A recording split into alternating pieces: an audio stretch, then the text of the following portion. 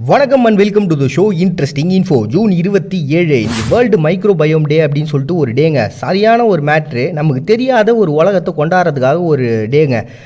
தெரியாத உலகம் அப்படின்னா இப்போ நுண்ணுயிர்களை நம்மளால் பார்க்க முடியாது. அதே நுண்ணோக்கியை வச்சு நீங்கள் பார்த்தீங்கன்னா தெரியும், நம்மளை சுற்றி அவ்வளோ பாக்டீரியாஸ் இருக்கும், அவ்வளோ நுண்ணுயிர்கள் இருக்கும். நம்ம எல்லாருமே பாக்டீரியா அப்படின்ற ஒரு கான்செப்ட் தான் தெரிஞ்சு வச்சுருக்கோம். பட் ஆனால் அதுக்கு ஏகப்பட்ட வெரைட்டிஸ் இருக்குது. ஆர்கியோ, புரோட்டிஸ்ட்டுகள், பூஞ்சை, டிராடிகிரேடு, நூற்புழு அப்படின்னு சொல்லிட்டு இது எல்லாமே நுண்ணுயிர்கள் தான். அதுலேயும் இந்த டிராடிகிரேடு அப்படின்ற ஒரு இது நுண்ணுயிரை பொறுத்த வரைக்கும் பார்த்தீங்கன்னா பயங்கர இம்ப்ரெசிவாக இருக்கும். நீங்கள் ஜஸ்ட் கூகுளில் டைப் பண்ணிங்களே தெரியும்.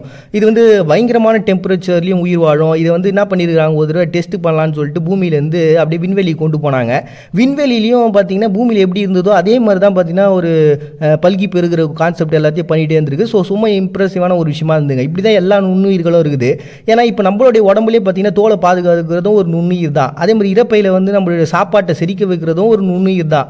மண்ணில் பார்த்தீங்கன்னா நைட்ரஜன் லெவலில் வச்சிருக்கிறதும் நுண்ணுயிர்கள் தான். தண்ணியில் பார்த்தீங்கன்னா எப்படி நம்மளுடைய தாவரங்கள்லாம் பூமியில் ஆக்சிஜன் லெவலை கண்ட்ரோலில் வச்சுக்குதோ வெளியிடுதோ, அதே மாதிரி தான் பார்த்தீங்கன்னா தண்ணியில் இருக்கக்கூடிய நுண்ணுயிர்கள் ஆக்சிஜன் லெவலை வெளியிடுறது தான். இந்த உணவுப் பொருட்கள்லையும் பார்த்தீங்கன்னா அதை உற்பத்திலையும் அதை நமக்கு சாப்பிட்ற அளவுக்கு ஒரு நல்ல ஒரு ப்ராடக்டாக மாற்றுறதும் இந்த நுண்ணுயிர்கள் தான். இப்போ நம்ம கூட இந்த வீட்டில் மாவு அரைச்சி வச்சுன்னா புளிச்சாதான் நல்லா இருக்கும்பா அப்படின்னு சொல்லிட்டு வெயிட் பண்ணுறோம்ல. காரணம் என்னென்னா பாக்டீரியா புளிக்க வைக்கும். ஸோ இப்படி ஒரு நல்ல ஒரு ஹெல்த்தியான ஒரு விஷயத்தை உருவாகுது. டோட்டலாக சொல்லணும்னா ஒரு நம்மளுடைய ஆரோக்கியம், இந்த காலநிலை மாற்றத்தை நம்ம எதிர்கொள்ள வைக்கிறது, இந்த உணவுப் பொருட்களை பாதுகாக்கிறது, அதை ஒரு ஹெல்த்தியான ஒரு ஃபுட்டாக மாற்றுறது, எல்லாத்துக்குமே காரணம் இந்த நுண்ணுயிர்கள் தான். இன்றைக்கி இந்த வளர்ச்சிதை மாற்றம், நம்ம இந்த ஹியூமன் எல்லாம் வாழ்கிறோம் அப்படி இப்படி நம்ம எல்லாத்தையும் என்ன தான் சொன்னாலுமே இந்த தாவரமாக இருக்கட்டும், மனிதர்களாக இருக்கட்டும், இது எல்லாத்துக்கும் நம்ம கண்ணுக்கு தெரியாமல் இருக்கிற ரொம்ப சின்ன இந்த நுண்ணுயிர்கள் தான் பார்த்தீங்கன்னா நம்மளாம் இன்றைக்கி வரைக்கும் வாழ வச்சுனுக்குது. ஆனால் அதை பற்றி நம்ம யாரை கண்டுக்கலையே அப்படின்னு சொல்லிட்டு அயர்லாந்தை சேர்ந்த ஏபிசி மைக்ரோபயோம் அப்படின்ற ஒரு நிறுவனத்தை சார்ந்தவங்க தான் பார்த்தீங்கன்னா இந்த டேவை உருவாக்கி அதை பற்றி நமக்கான ஒரு விழிப்புணர்வு தான் நல்லது அப்படின்னு சொல்லி உருவாக்கின ஒரு நிதமாக தான் பார்த்தீங்கன்னா வேர்ல்டு மைக்ரோபயோம் டே அப்படின்னு சொல்லிட்டு நுண்ணுயிர்களை கொண்டாடுறதுக்காக உருவாக்கப்பட்ட தினமாக செலிப்ரேட் பண்ணுறாங்க ஜூன் 27. நெக்ஸ்ட் இன்டர்நேஷனல் பைனாப்பிள் டே அப்படின்னு சொல்லிட்டு ஒரு டே செலிப்ரேட் பண்ணுறாங்கப்பா. இந்த பைனாப்பிளை பொறுத்த வரைக்கும் தென் அமெரிக்கா தான் பேஸாக வச்சிருக்குது. 15ஆம் நூற்றாண்டுலேருந்து பார்த்தீங்கன்னா இது இருக்கிறதுக்கான நிறைய குறிப்பெல்லாம் இருக்குது. அதுக்கப்புறம் பார்த்தீங்கன்னா 17ஆம் நூற்றாண்டில் ஐரோப்பியர்கள்ட்ட இது அறிமுகப்படுத்துறாங்க. அவங்களுக்கு இது ரொம்ப புச்சு போக 2012-2016 இடைப்பட்ட காலத்தில் இந்த வேர்ல்டினுடைய நுகர்வோரில், அதாவது யூஸ் பண்ணுறதுல பார்த்தீங்கன்னா 50% இந்த பைனாப்பிள் சேரை அவங்களே யூஸ் பண்ணியிருந்துருக்கிறாங்களாம். அதுவும் இன்றைக்கி இப்போ இருக்கக்கூடிய சுச்சுவேஷனில் பார்த்தீங்கன்னா தாய்லாந்து, இந்தோனேஷியா, பிலிப்பைன்ஸ் இவங்க மட்டுமே உலகத்தில் யூஸ் பண்ணுற இந்த பைனாப்பிளோட லெவலில் 47% இவங்களே யூஸ் பண்ணுறாங்களாம். இது எந்த அளவுக்கு அவங்களுக்கு ரொம்ப இம்பார்ட்டன்ஸாக மாறிச்சுன்னா, இப்போ பிலிப்பைன்ஸ் சார்ந்தவங்க பார்த்தீங்கன்னா இது அதிகமாக பயிரிட ஆரம்பிச்சிருக்காங்க 19ஆம் நூற்றாண்டில். அப்போ இதனுடைய கிளைகள்லேருந்து வரக்கூடிய அந்த நூலை யூஸ் பண்ணி அதுலேயும் ஜவுளிகளை உருவாக்க ஆரம்பிச்சிருக்காங்க. இந்த உயர் வகுப்பு சார்ந்தவங்க நிறைய பணக்காரங்களாம் அதை யூஸ் பண்ணுறாங்க. உலக போருக்கு அப்புறம் பார்த்தீங்கன்னா அது அப்படியே மாற்றங்களுக்கு உருவாச்சு. ஸோ நம்மளுடைய இந்தியாவில் கூட பார்த்தீங்கன்னா மக்கள் தொகைக்கு ஏற்ப நம்ம அதிகப்படியான பைனாப்பிள்ஸை யூஸ் பண்ணல அப்படின்னாலுமே கூட அதுக்குன்னு ஒரு தனி மதிப்பு வச்சிடும். ஸோ வேர்ல்டு வைடில் பார்த்தீங்கன்னா ரொம்ப வருஷங்களாக ஒரு வணிக ரீதியான ஒரு முக்கியமான ஒரு பொருளாக பழமாக இருக்கக்கூடிய இந்த பைனாப்பிளை கொண்டாடணும்னு சொல்லிட்டு அந்த சங்கங்களால் உருவாக்கப்பட்ட தினமாக தான் பார்த்தீங்கன்னா இன்டர்நேஷனல் பைனாப்பிள் டே அப்படின்னு சொல்லிட்டு ஒன்று செலிப்ரேட் பண்ணுறாங்க ஜூன் 27. நெக்ஸ்ட் டே 7 ஸ்லீப்பர்ஸ் டே அப்படின்னு சொல்லிட்டு ஜெர்மனியில் ஒரு டே செலிப்ரேட் பண்ணுறாங்கப்பா. இந்த கிறிஸ்டியன்ஸுக்கும் அண்ட் இஸ்லாத்தை சார்ந்தவங்களுக்கும் இருக்கக்கூடிய ஒத்துமைகள் நிறைய இருக்குது. அதில் இதுவும் ஒன்று. இந்த 7 ஸ்லீப்பர்ஸ் அப்படின்ற மேட்டர் பார்த்தீங்கன்னா இஸ்லாத்துலேயும் வரும், அந்த கிறிஸ்டியானிட்டிலையும் இருக்கும். ஸோ இன்றைக்கி பார்த்தீங்கன்னா இந்த கிறிஸ்டியனத்தை சேர்ந்தவங்க ஜெர்மனியில் இருக்கக்கூடியவங்களாம் இது செலிப்ரேட் பண்ணுறாங்க.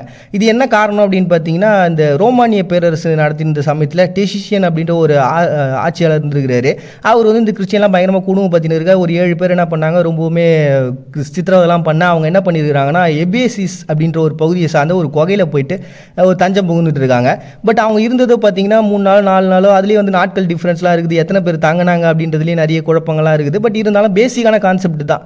அந்த குகைக்குள்ளே அவங்க தங்கினதுக்கு அப்புறம் பார்த்தீங்கன்னா தூங்கி எழுச்சி வெளில பார்த்தா பல வருடங்கள் கழிஞ்சிருக்கு. கிட்டத்தட்ட 180 வருடங்கள் போயிடுச்சான்.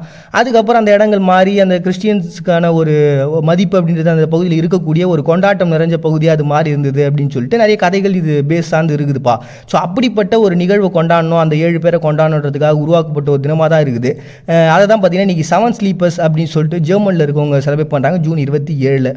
Next day Helen Keller day அப்படின்னு சொல்லிட்டு அமெரிக்காவில் ஒரு டே செலிப்ரேட் பண்ணுறாங்கப்பா. இவங்க யார் அப்படின்னா ஒரு சின்ன வயசுலேயே 16 வயசுலேயே பார்த்தீங்கன்னா ஒரு நோயினால் பாதிக்கப்பட்டு காது கேட்காமல் போகிறது, அதேமாதிரி கண் பார்வையும் இழந்து போகிறாங்க. இதனால் ஒரு பெரிய பிரச்சனையை அவங்க ஃபேஸ் பண்ண, அதுக்கப்புறம் என்ன பண்ணலாம்னு யோசிச்சிருந்த சமயத்தில் எனக்கு படிக்கணுன்ற ஒரு ஆர்வம் இருக்குது அப்படின்னு அவங்க அம்மாட்ட சொல்ல அவங்க என்ன பண்ணாங்கன்னா ஆனி சல்லிவியன் அப்படின்ற ஒரு பர்சனை இவங்களுக்கு உதவியாளராக நியமிக்கிறாங்க. அவர் மூலமாக பார்த்தீங்கன்னா இவங்களும் படித்து பயங்கரமாக கேம்பிரிட்ஜ் பல்கலைக்கழகத்தில் பிஏ பட்டதாரியாகவும் மாறுறாங்க. அப்புறம் அரசியல் ஆர்வத்தை காட்டி ஒரு மிகப்பெரிய விரிவுரையாளராகவும் மாறுறாங்க. அமெரிக்காவினுடைய தபால் துறை என்ன பண்ணியிருக்காங்க, இவங்களை மதிப்பின்னு சொல்கிறதுக்காக, அதாவது இவங்க 2 பேரையும், அந்த ஆனி செல்லிவியன் அதுக்கப்புறம் அந்த ஹெலன் கில்லர், இவங்க 2 பேருடைய அந்த முயற்சியை பாராட்டணுன்றதுக்காக இவங்களுக்குன்னு சொல்லிட்டு தபால்லாம் வந்து வெளியிட்டுக்கிறாங்க. ஸோ இப்படி ஒரு முக்கியமான பர்சனாக இருக்கிறதுக்கான இன்னொரு காரணம் என்னென்னு பார்த்தீங்கன்னா, முதல் முறையாக அந்த காது கேளாதவர்களுடைய பட்டதாரியாக மாறின பர்சன் தான் பார்த்தீங்கன்னா இந்த ஹெலன் கில்லர் அப்படின்றவங்க. ஸோ அதனால தான் ஒவ்வொரு வருஷமும் இந்த மாற்றுத்திறனாளிகளுடைய சங்கம் சார்ந்தவங்க என்ன பண்ணுறாங்கன்னா, நிதி உதவி கேட்கறதுக்காகவும் அவங்க வந்து டெவலப்மெண்ட்டுக்காகவும் உதவுறதுக்காக உருவாக்கப்பட்ட ஒரு தினமாக தான் பார்த்தீங்கன்னா இன்றைக்கி ஹெலன் கில்லர்ஸ் டே அப்படின்னு சொல்லி அமெரிக்காவில் ஒரு டே வந்து செலிப்ரேட் பண்ணுறாங்க June 27. Next day mixed rice day அப்படின்னு சொல்லிட்டு ஒரு டேங்க பிரேசிலில் வந்து செலிப்ரேட் பண்ணுறாங்க. கொஞ்சம் ஒரு 2-3 நாள் கூட முன்னாடி நம்ம பார்த்துருப்போம். அமெர் இந்தியர்கள் அப்படின்னு சொல்லிட்டு ஒருத்தவங்க அமெரிக்கா சார்ந்தவங்களும் பிரேசிலை சார்ந்தவங்களும் சேர்ந்து பிறந்த குழந்தைங்களை வந்து கொண்டாடுறாங்க அப்படின்ட்டு. ஸோ அது வந்து இன்றைக்கி பொதுவாக மாற்றிட்டாங்க. காரணம் என்னென்னு பார்த்தீங்கன்னா, அவங்க நாட்டில் பிரேசிலை பொறுத்த வரைக்கும் கிட்டத்தட்ட 43% பேர் வந்து பார்த்திங்கன்னா இந்த மாதிரி பிறந்தவங்களாக தான் இருக்கிறாங்க. ஸோ அப்படி அமெர் இந்தியர்கள், ஐரோப்பியர்கள், ஆப்பிரிக்கர்கள், ஆசியர்கள்னு சொல்லிட்டு 4 பிரிவை சார்ந்தவங்க தான் பார்த்திங்கன்னா இங்கே மேஜராக இந்த மாதிரி இருக்கிறாங்க. ஸோ இது எல்லாமே வந்து நம்ம இது பிரிவினையாக நம்ம பார்க்க வேண்டியதில்லை. இது வந்து ஒரு விதமான ஒரு வளர்ச்சி, ஹெல்த்தியான ஒரு வளர்ச்சி தான். ஸோ அப்படி ஒரு அழகான ஒரு கான்செப்டில் தான் நம்ம எல்லாருமே பிறந்திருக்கிறோம்னு சொல்லிட்டு இவங்க கொண்டாடணுன்றதுக்காக மிக்சட் ரைஸ் டே அப்படின்னு சொல்லிட்டு பிரேசிலில் ஒரு டே செலிப்ரேட் பண்ணாங்க ஜூன் 27. நெக்ஸ்ட் டே கனடாவில் இன்றைக்கி மல்டி கல்ச்சரலைசேஷன் டே அப்படின்னு சொல்லிட்டு ஒரு டேங்க. ஃப்ரான்ஸு பிரிட்டனை சார்ந்தது தான் கிட்டத்தட்ட 40% கனடாவில் இருக்கிறாங்க.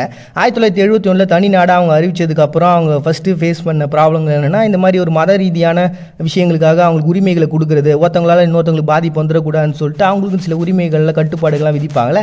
அப்படி 1988 அதுக்காக திட்டங்களும் சட்டங்களும் போட அது அப்படியே வந்து அவங்க நாட்டில் ரொம்ப ஹெல்ப்ஃபுல்லாக இருந்தது. ஸோ அதெல்லாம் வந்து கொண்டாடணுன்றதுக்காகவும் இன்றைக்கி வரைக்கும் நம்ம அதை மறந்துடக்கூடாது, நம்மளோட ஒற்றுமை அப்படிங்கிறது நமக்குள்ளே தான் இருக்குது. ஸோ இந்த மாதிரி மதத்தாலேயோ வேறு சில விஷயங்களால் நம்ம பிரிஞ்சிடக்கூடாது அப்படின்னு சொல்லிட்டு ஒற்றுமையை கொண்டாடுறதுக்காக உருவாக்கப்பட்ட ஒரு தினமாக தான் பார்த்தீங்கன்னா கனடாவில் இன்றைக்கி மல்டி கல்ச்சரலைசேஷன் டே அப்படின்னு சொல்லிட்டு ஒரு டே வந்து செலிப்ரேட் பண்ணாங்க ஜூன் 27. நெக்ஸ்ட் மக்தீம் குலில் டே அப்படின்னு சொல்லிட்டு ஒரு டே வந்து துர்க்மெனிஸ்தான் செலிப்ரேட் பண்ணுறாங்கப்பா. இது வந்து 18ஆம் நூற்றாண்டில் வாழ்ந்த ஒரு பர்சனு. நம்ம ஊரில் பாரதியார் எப்படி சுதந்திரத்துக்காக பாடுபட்டார், கவிதைகள்லாம் எழுதினார், மக்களுக்கு புரிகிற மாதிரி வந்து அது யதார்த்தமான ஒரு கவியாக இருந்தது தெரியுங்களா. ஸோ அந்த மாதிரியான ஒரு பர்சனாக தான் பார்த்தீங்கன்னா துர்க்மெனிஸ்தானில் இந்த மக்தீம் குலில்ன்ற பர்சன் இருந்திருக்கிறார். இவர் வந்து ரொம்ப யதார்த்தமான விஷயங்களை மக்களுக்கு கவிதைகள் மூலமாக சொல்ல, சுதந்திரத்துக்கான ஒரு பெரிய போருக்காக அது ரொம்ப ஹெல்ப்ஃபுல்லாக இருந்திருக்கு. அட் த சேம் டைம் பார்த்தீங்கன்னா துருக்கி மொழியில் இவர் வந்து பயங்கரமாக விஷயங்கள்லாம் பரப்புனதுனால அந்த துருக்கி மொழி ப்ராப்ளம் அடைஞ்சது, இந்த பாரசீக மொழியானது ஓரம் போயிடுச்சு. ஸோ அப்படி ரொம்ப இம்பார்ட்டண்டான ஒரு பர்சனாக அவங்க நாட்டில் இருக்கிறாரு. அதனால் இவருக்காக ஒரு டே கொண்டாடணும்னு சொல்லிட்டு கொண்டாடி இருந்தாங்க. பட் ஆனால் அந்த டேட்லாம் மாற்றுறாங்க. அதுக்கப்புறம் இந்த டே வந்து ஆர்ட் அண்ட் கல்ச்சர் டே அப்படின்னு சொல்லிட்டு கொண்டாட ஆரம்பித்தாங்க. இருந்தாலும் பார்த்தீங்கன்னா அவங்க நாட்டினுடைய முக்கியமான ஒரு கவிஞர் செலிப்ரேட் பண்ணி ஆகணும்னு சொல்லிட்டு இன்னும் சில பேர் அதை வந்து கொண்டாடி தான் பார்க்குறாங்க. அப்படி ஒரு கௌரவிக்கிறதுக்காக மக்தீம் குலில் டே அப்படின்னு சொல்லி துர்க்மெனிஸ்தான் செலிப்ரேட் பண்ணுறாங்க ஜூன் 27. நெக்ஸ்ட் இன்னைக்கு பிரஸ் டே வந்து செலிப்ரேட் பண்ணுறாங்க உஸ்பெகிஸ்தான். இந்த உஸ்பெகிஸ்தானை பொறுத்த வரைக்கும் பார்த்தீங்கன்னா 1906 ஃபர்ஸ்ட் டைமாக தாராக்கி அப்படின்ற ஒரு செய்தித்தாள் வெளில வந்துச்சு. அதனால தான் பார்த்தீங்கன்னா இந்த டேவை சூஸ் பண்ணிடுறாங்க. அட் த சேம் டைம் பார்த்தீங்கன்னா அவங்க நாட்டை பொறுத்த வரைக்கும் கவர்மெண்ட்டோட ரூல் தான் அதிகமாக இருக்கும். ஏன்னா அவங்களுடைய அந்த கவர்மெண்ட் வச்சுக்கக்கூடிய அந்த நியூஸ் பேப்பர் தான் பார்த்தீங்கன்னா அதிகமாக வெளி உலகத்தில் உலாவிட்டு இருக்கக்கூடிய ஒன்றா இருக்குது. அட் த சேம் டைம் இவங்க என்ன பண்ணாங்கன்னா ஒரு குறிப்பிட்ட வருடங்களுக்கு அப்புறமா அந்த பத்திரிகை சுதந்திரம் சொல்லிட்டு தனியாராக நீங்கள் வைக்கிறதா வச்சுங்க அப்படின்னு சொல்ல 17 வானிலை நிலையங்கள் 28 தொலைக்காட்சிகளோடு நீ இருக்கிறாங்க. இருந்தாலுமே அவங்களுக்கான உரிமைகள் இருக்குதா அப்படின்றது ஒரு பெரிய கேள்விக்குறி தான். ஏன்னா வெளிநாட்டில் வேலை செய்யக்கூடிய பர்சன்ஸு, இந்த ஊடகங்களில் இருக்கக்கூடியவங்களாம் என்ன பண்ணிட்டாங்கன்னா வேலையை விட்டு தூக்கிட்டாங்க. அதே மாதிரி உங்கள் நாட்டை விட்டு வெளில போகக்கூடிய நியூஸ் எல்லாமே பார்த்தீங்கன்னா கவர்மெண்ட்டோட கண்ட்ரோல் மீறி தான், கண்ட்ரோல் இல்லாமல் வெளில போக முடியாது. அந்த அளவுக்கு ஒரு பெரிய கட்டுப்பாடுகள்ன்றது இருக்குது. ஸோ இப்படி ஒரு பத்திரிகை சுதந்திரத்தை வேணும் அப்படின்ற ஒரு மறைமுகமான விஷயத்தை உள் வச்சு தான் பார்த்தீங்கன்னா இன்றைக்கி பிரஸ் டே வந்து செலிப்ரேட் பண்ணுறாங்க உஸ்பெகிஸ்தான் ஜூன் 27. நெக்ஸ்ட் டே ஜிபூட்டியில் வந்து நீங்கள் இண்டிபெண்டன்ஸ் டே வந்து செலிப்ரேட் பண்ணுறாங்கப்பா. இது வந்து ஒரு சிறிய நாடு தான். நம்ம நேற்று பார்த்தோம் ஞாபகம் இருக்குங்களா, சோமாலியா லேண்டு அப்படின்னு சொல்லிட்டு ஒரு டே வந்து செலிப்ரேட் பண்ணாங்க. சோமாலியாலேருந்து தனியாக பிரிஞ்சிச்சு, அது வந்து ஃப்ரான்ஸோட கண்ட்ரோலில் இருந்ததுன்ட்டு. ஸோ அப்படி ஃப்ரான்ஸோட கண்ட்ரோலில் இருந்த பகுதிகளில் இதுவும் ஒன்று ஜிபூட்டி அப்படின்னு சொல்லிட்டு அவங்க என்ன பண்ணாங்கன்னா எங்களுக்கு தனி சுதந்திரம் கொடுங்கன்னு சொல்லிட்டு கேட்க 1967 ஒரு வாக்கெடுப்பு நடத்தினாங்க. ஆனால் அந்த வாக்கெடுப்பில் வந்து பார்த்திங்கன்னா அரசுக்கு சார்பாகவே வர மக்களுக்கு டென்ஷன் ஆயிடுச்சு. என்னங்க நாங்கள் எல்லாருமே ஒத்துமையாக இருக்கிறோம், நாங்கள் எல்லாம் வேணான்னு சொல்லிட்டு தனி சுதந்திரத்தை கேட்டால் நீங்கள் பாட்டுன்னு இப்படி ஒரு விஷயத்த சொல்கிறீங்க, எங்களால் ஏற்றுக்க முடியாது, அந்த வாக்கெடுப்பில் ஏதோ பிழை இருக்குன்னு சொல்லிட்டு போராட்டங்கள் போர் நடக்க நிறைய பேர் அதில் வந்து இறந்தும் போகிறாங்க. ஒரு 10 வருடங்கள் கழிச்சு 1977 மறுபடியும் அந்த வாக்கெடுப்புன்றது நடத்தப்பட்டுச்சு. அப்போ தான் அவங்களுக்கு வந்து இந்த குடியரசு அப்படின்ற ஒரு விஷயம் கிடச்சிதுப்பா. அப்படி ஜிபூட்டியில் தனக்குன்னு ஒரு நாடாக வந்து உருவான அந்த நாளை வந்து பார்த்திங்கன்னா ஜிபூட்டியில் நீங்கள் இண்டிபெண்டன்ஸ் டே வந்து செலிப்ரேட் பண்ணுறாங்க ஜூன் 27. நெக்ஸ்ட் யூனிட்டி டே அப்படின்னு சொல்லிட்டு தஜிகிஸ்தானில் ஒரு டேங்க. சோவியத்துலேருந்து பிரிஞ்சதுக்கு அப்புறமா அவங்களுக்குன்னு சொல்லிட்டு ஒரு ராஜ்யத்தை உருவாகணும்னு சொல்லிட்டு 1991 வாக்கெடுப்பு நடந்தது. அதில் வந்து ரஹ்மேன் நபியேவ் அப்படின்ற ஒரு பர்சனை வந்து ஜனாதிபதியாக உருவாக்குனாங்க. பட் இருந்தாலும் அதை எதிர்கட்சியாக இருந்தவங்களாம் ஏற்றுக்கல. எங்களுக்கு அது பிடிக்கல, இது ஏதோ பிரச்சனை இருக்குது, நீங்களே வந்து ஓட்டு போட்டுங்கிறீங்க, இந்த பர்சன்டேஜ்லேயே வந்து ப்ராப்ளம் இருக்குது அப்படி இப்படின்னு சொல்லிட்டு அந்த வாக்கெடுப்பை வந்து புறக்கணிக்க ஆரம்பித்தாங்க. இதனால் அவங்களுக்கு உள்நாட்டு போர் அப்படின்றது வெடிக்க ஆரம்பிச்சிச்சு. கிட்டத்தட்ட 5 வருஷம் போரில் 50,000லேருந்து 1,00,000 மக்கள் வரைக்கும் இறந்து போயிருக்கலாம் அப்படின்னு சொல்லிட்டு ஒரு கணக்கெடுப்பு. இன்னொரு பக்கம் 1.2 மில்லியன் மக்கள் வந்து இடம்பெயர்ந்து போயிருக்கிறாங்க அப்படின்ட்டு. இப்படியே போயினே இருந்தால் நம்மளுடைய தஜிகிஸ்தானை யார் இப்போ ஆள்றது, எல்லா மக்களையும் அழிச்சிட்டு நம்ம யாரை போய் ஆள போகிறோம் அப்படின்ற ஒரு கான்செப்ட் அவங்களுக்கு தோணுச்சா என்னன்னு தெரியல. 1997 என்ன பண்ணாங்கன்னா ஒரு ஒப்பந்தத்தை போட்டு இதுக்கப்புறம் நம்ம சண்டை போட வேணாம் அப்படின்னு சொல்லிட்டு ஒரு முடிவு வந்தாங்கப்பா. அதனால தான் யூனிட்டி டே அப்படின்னு சொல்லிட்டு தஜிகிஸ்தான் செலிப்ரேட் பண்ணாங்க ஜூன் 27. கலவி கழிந்த பிறகே ஆணின் தேவை யாதென்று பெண்மை உணர்வதிலும் கலவி கழிந்த பிறகு காதலின் மாயை துவக்கம் போல தொடரும் என பெண் நினைப்பதாலையும் ஏற்படுகிற முரண்தான் நியூ ரிலேஷன்ஷிப்பும் தோணுது. மறுபடியும் எல்லாரும் நாளைக்கு வந்து சந்திக்கிறாரு. உங்கள்கிட்ட விடைபெறுவது நான் அவங்க பாண்டியன். நீங்கள் பார்த்துட்டு இருக்கீங்க இந்த நிகழ்ச்சி இன்ட்ரெஸ்டிங் இன்ஃபோ.